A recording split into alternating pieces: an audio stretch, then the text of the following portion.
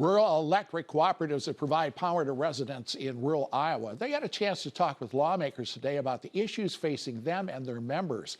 They met with those lawmakers at the Stony Creek Inn in Sioux City. The forum gave them a chance to talk about the issues in Washington and Des Moines that impact their ability to provide reliable power to the customers.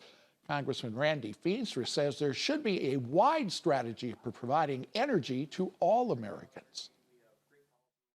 The bottom line is that when we look at energy, it's got to be all the above. It's got to be from natural gas to electricity to wind to solar, all these things. They can all work, but they got to work collaboratively. Officials with the Northwest Iowa Power Cooperative told the lawmakers there has to be a level playing field for all the different types of energy providers. I think it's just making sure that everyone in the generation environment, that everyone plays on an equal playing field, that coal, natural gas, the carbon emitting are held to the same standard as the renewables and the hydro.